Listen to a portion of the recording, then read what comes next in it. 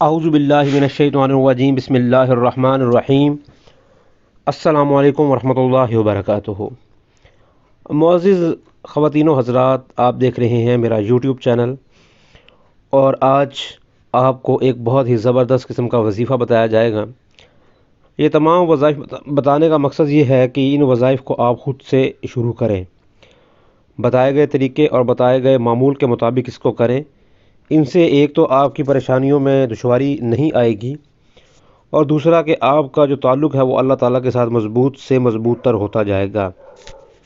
آپ نے دیکھا ہوگا کہ اکثر والدین اپنی بچیوں کی شادیوں کے لیے اس وجہ سے پریشان ہے کہ ان کے لیے جہیز کا انتظام ان کے لیے کرنا مشکل ہو چکا ہے، چونکہ معاشرے کا جو رسم و رواج ہے وہ لڑکیوں کے والدین کو کافی ساری پریشانیوں میں مبتلا کر دیتا ہے، اور بعض اوقات ایسا بھی ہوتا ہے کہ لڑکی کے لیے اچھا اور شریف رشتہ میسر ہو بھی جاتا ہے، مگر رسم و رواج کی بنا پر جہیز کا کوئی انتظام نہیں ہو پاتا، کہ جس کی وجہ سے رشتہ ٹوٹنے کا خطرہ لاحق ہوتا رہتا ہے۔ ایسے میں والدین کسی قدر پریشانی کا سامنا اٹھاتے بھی ہیں، لیکن ان کا اندازہ کرنا مشکل ہے۔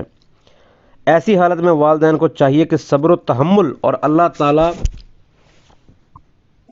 تعالیٰ پر بھروسہ کرتے ہوئے یہ وظیفہ کریں۔ انشاءاللہ اس عمل کی مدت پوری ہونے سے قبل ہی انتظام ہو جائے گا۔ وظیفہ کچھ یوں ہے کہ درود ابراہیمی 11 مرتبہ پڑھو، سورہ مزمل بھی 11 مرتبہ، اور یا مغنیو 1111 مرتبہ پڑھیں، اور اس کے بعد دوبارہ سے درود ابراہیمی 11 مرتبہ پڑھیں۔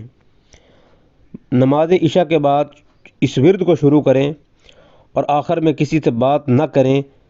بہتر یہی ہے کہ کوئی خلوت کا کوئی کونا، گھر میں کوئی تنہائی کا یا کسی مسجد کا کونا استعمال کریں۔ اس مدت کی جو عمل کی مدت ہے وہ 41 یوم ہے۔